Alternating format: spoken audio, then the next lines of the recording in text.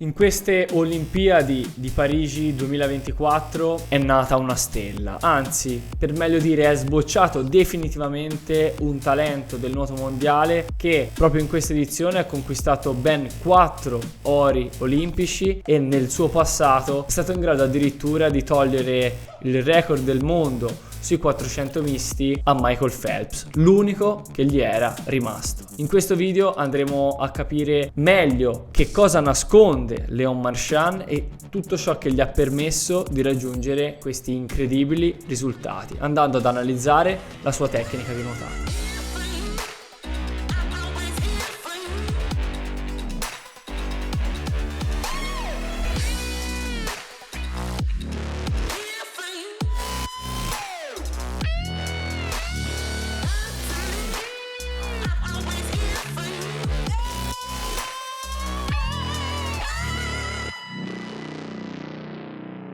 Prima di andare a focalizzarci sulla sua nuotata è giusto e doveroso fare anche un po' di contestualizzazione, capire veramente chi è Léon. Infatti Léon è un nuotatore francese che nasce a Tolosa nel 2002, ma sono proprio i suoi genitori forse uno degli elementi chiave che caratterizza Léon. Infatti entrambi sono degli ex nuotatori. Il padre, Javier, è stato un nuotatore olimpico ad Atlanta 96 e Sydney 2000 e ha conquistato addirittura un argento mondiale ai mondiali di Perth in Australia nel 1998. Anche la madre è una nuotatrice che ha partecipato anch'essa alle Olimpiadi di Barcellona 92, gareggiando prevalentemente anche lei nei misti e nel dorso. Léon si mette in mostra sin da subito, sin dall'adolescenza, ma sarà proprio nel 2020 il suo anno di svolta. Infatti annuncia pubblicamente che inizierà gli studi presso l'Arizona State University e quindi intraprenderà quello che sarà il percorso accademico universitario statunitense affiancato a quello che poi è la disciplina natatoria, annunciando oltretutto che il suo allenatore sarà Bob Bowman, l'ex allenatore di Michael Phelps, uno dei nuotatori più incredibili della storia del nuoto, anzi il più grande di sempre. Tutte le buone promesse che erano su di lui emergono e danno definitivamente certezza nel 2022 a Budapest, dove si mostra al pubblico conquistando 2 ori importantissimi sul 200 misti e sul 400 misti con notevoli tempi e notevoli miglioramenti rispetto all'Olimpiade dell'anno prima. Basti pensare che nel 200 misti stabilisce quello che sarà il nuovo record nazionale, mentre nei 400 misti otterrà quello che è il record dei campionati, il record europeo con il tempo di 4.04, abbassando il suo 4.11 fatto proprio l'anno prima a Tokyo, oltre che un argento nei 200 farfalla, sino ad arrivare al magico 2023, dove la gara principale che lo mette in luce di fronte al mondo intero sarà proprio il suo 400 misti, dove detronizzerà Michael Phelps come primatista mondiale di questa gara, cancellando il suo tempo e riscrivendo il nuovo record del mondo a 4.02 e 50, facendo una gara veramente strabiliante. Ho ancora la pelle d'oca nel vedere la sua subacquea tirata fino ai 15 metri dell'ultima vasca di un 400 misto, veramente un qualcosa di assurdo, fino ad arrivare ovviamente a Parigi 2024, Olimpiade in casa, alla quale si era preparato moltissimo proprio per fare una bellissima figura davanti al suo pubblico, al quale lo stesso allenatore Bob Bowman ha cercato di prepararlo al meglio sia dal punto di vista fisico ma soprattutto dal punto di vista mentale. La pressione era veramente tanta, basti pensare che a suo dire nei giorni precedenti agli eventi Léon ha fatto un allenamento pubblico con oltre 1000 persone ad assisterlo. Potete capire quanta pressione aveva questo ragazzo, che ha però gestito benissimo. Lo stesso Bob Bowman ha dichiarato che Léon dormiva sino a 11 ore consecutive a notte nell'avvicinamento a queste Olimpiadi, veramente un qualcosa di molto particolare. E diciamo che tutto questo ha dato i suoi frutti, visto le straordinarie gare che ha fatto, partendo dal 200 misti che ha dominato sin dall'inizio senza avere mai realmente qualcuno che potesse pensare di poterlo battere, chiudendo con un tempo stratosferico 1 1,54,06, vicinissimo a quello che è il record mondiale di Ryan Lochte fissato a 1,54 netto, stabilendo però il nuovo record olimpico. Per poi passare ai suoi 400 misti, anche qua gara dominata sin dal primo metro, conclusa con un tempo leggermente più alto rispetto al suo record del mondo fatto ed ottenuto l'anno precedente, ma comunque sia record olimpico e tempo di assoluto valore a 4:02,95, per poi ad arrivare a delle gare meno usuali per lui, il 200 farfalla ed il 200 rana. Il 200 farfalla è stata una gara veramente spettacolare che ha visto battagliarsi sin dal primo metro Krzysztof Milak al rientro dopo un periodo un po' complesso e proprio Leon. Milak che attacca sin dai primi metri, ma Leon con una testa, una grinta e una resistenza incredibile, con un ultimo 50 stratosferico riesce ad aggiudicarsi la vittoria con un tempo veramente notevole considerando quello che sono stati sino a prima gli standard di Leon. Infatti va a chiudere con 1:51,02, anche questo nuovo record olimpico, a soli 5 decimi dal record del mondo dello stesso Krzysztof Milak, ma sotto il record del mondo storico di Michael Phelps del 2009 ad 1:51,51, per poi completare il tutto con un fantastico 200 rana. Sua specialità anche questa, che ha mostrato al mondo intero dominando una gara non certo facile sin dal primo metro, chiudendo e battendo l'ex campione olimpico, stabilendo anche qua il nuovo record olimpico ad 2:05,85.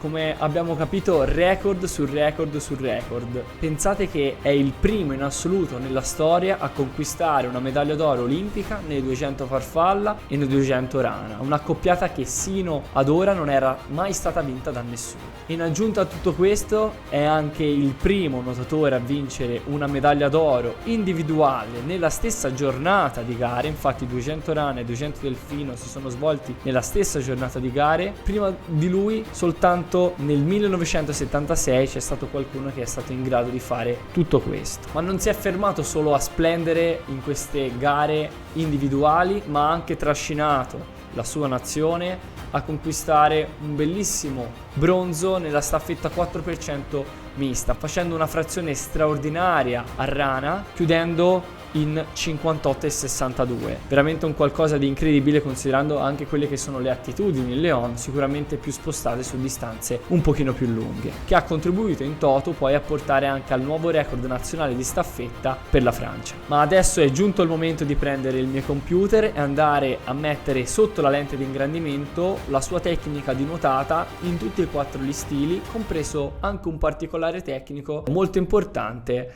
nel quinto stile, ovvero sulla sua subacquea. Analizziamo la nuotata di Leon partendo dal delfino, seguendo poi quello che è il naturale ordine dei misti. In questo caso il delfino di Leon posso dire essere un delfino molto pulito, molto elegante e fluido, nel quale segnaliamo una respirazione veramente molto bassa, dove possiamo osservare un mento che rimane veramente vicino a quella che è la superficie dell'acqua, così da evitare un innalzamento eccessivo del corpo e del busto, che quindi potrebbe provocare un aumento del dispendio energetico oppure l'aumento anche della resistenza frontale all'avanzamento. Una respirazione che riscontra una certa similitudine anche in quella adottata dallo stesso Michael Phelps. In merito al recupero delle braccia, è un recupero classico che vede nel suo caso recuperare le mani veramente basse sull'acqua per poi eseguire un ingresso un po' particolare. Infatti, come possiamo vedere da questo fotogramma, la sua mano non entra piatta in acqua, bensì di taglio, con il palmo completamente rivolto verso l'esterno. Solitamente, seguendo quelli che sono i dettami classici e i modelli classici tecnici del nuoto, questo potrebbe essere etichettato come errore, ma per far ciò, essendo questa una fase non propulsiva, bisogna successivamente vedere che cosa succede nelle fasi propulsive. Infatti, essendo questa una fase non propulsiva, non deve andare a condizionare negativamente le fasi successive. E infatti, come possiamo vedere nel suo caso, questo non succede assolutamente, anzi, gli consente di allargare bene le mani, fare un basculamento laterale verso l'esterno, quasi come se fosse una remata, così da percepire acqua solida e pulita anche da eventuali vortici dovuti appunto all'ingresso della mano stessa in acqua, per poi andare a eseguire una presa veramente molto efficace, come possiamo vedere in questi fotogramma, e poi completare con una fase di trazione e spinta ottima. Un altro particolare che voglio evidenziare è in merito alla gambata. Una gambata sicuramente potente, ma che da questa ripresa video sembra quasi essere un po' asincrona. Infatti notiamo come tra il piede sinistro ed il piede destro ci sia un po' di luce. Infatti in questo caso non è una battuta di gambe asincrona, ovvero dove si vede prima il movimento della sinistra e poi della destra, che potrebbe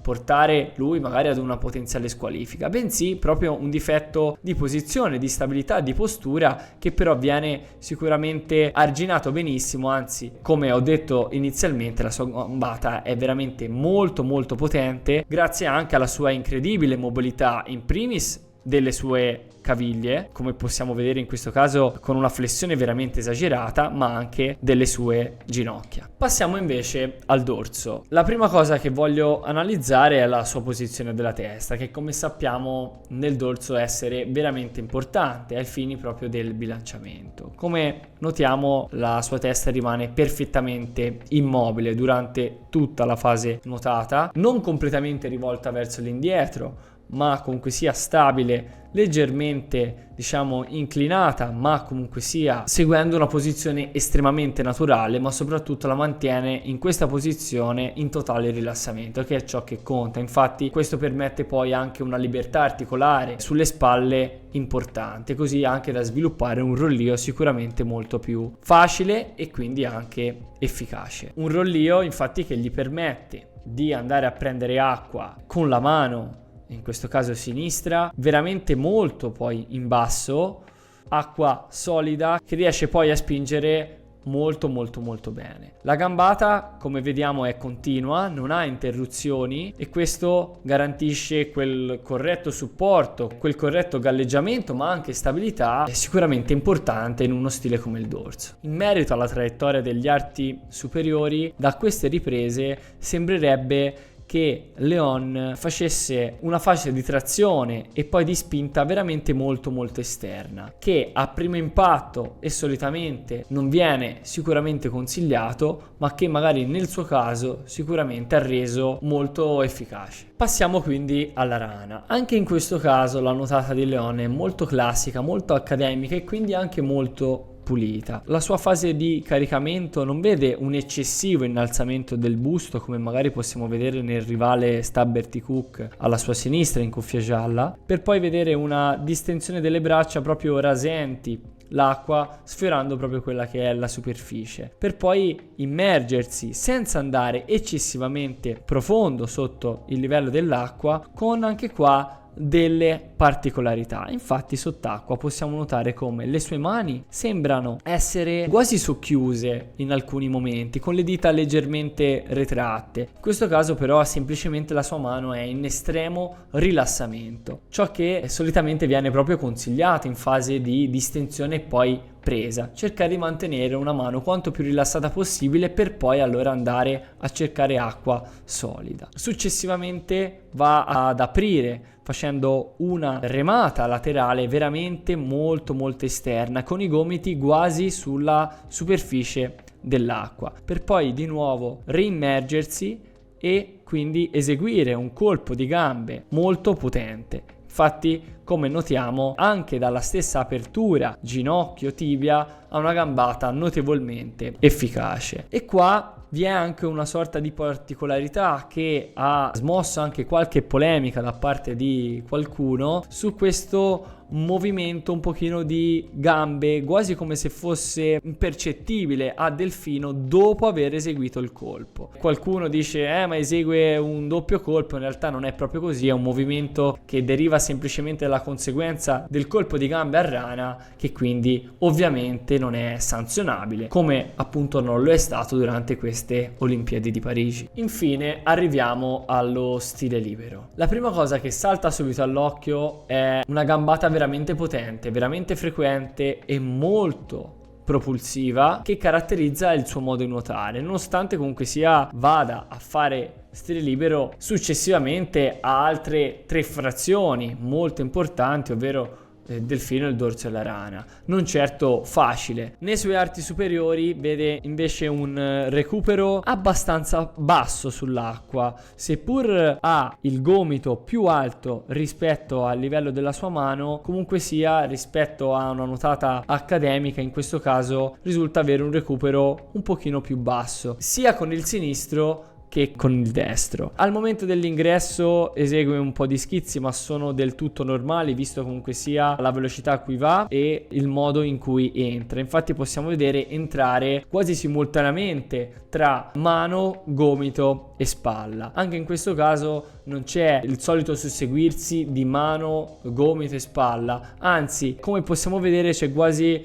un'anticipazione da parte del gomito rispetto alla mano stessa. Questo comunque sia nel suo caso non provoca alcun problema, in quanto sott'acqua riesce a distendersi molto bene e quindi riuscire a trovare ugualmente acqua solida da poi spingere in modo potente. Ma il vero cavallo di battaglia di Leon, a mio avviso, è la subacquea, che esegue in modo magistrale sia a dorso ma anche a delfino, quindi riesce a sfruttarla al meglio sia a delfino stesso che anche nello stile libero. Come possiamo infatti vedere, la sua tecnica di subacquea è molto caratteristica, con colpi di gambe molto frequenti ma poco ampi. Come infatti notiamo, non c'è un eccessivo caricamento da parte delle gambe. Questo gli permette di essere quanto più lineare possibile sott'acqua, limitare al massimo quella che è la resistenza frontale all'avanzamento, ma essere al contempo comunque sia molto efficace con la battuta. Un qualcosa che consigliamo vivamente a tutti, ma che richiede comunque sia dei prerequisiti di mobilità molto importanti, sia sugli arti inferiori ma anche sul bacino stesso. Oltre a questa dinamica tecnica, dobbiamo fare un plauso a Leon anche per le abilità di fiato. Infatti riesce a protrarre questa azione propulsiva in totale apnea per circa 15 metri anche in gare più lunghe come 400 misti e il 200 delfino. Un qualcosa notevolmente difficile da ottenere, che deve essere specificamente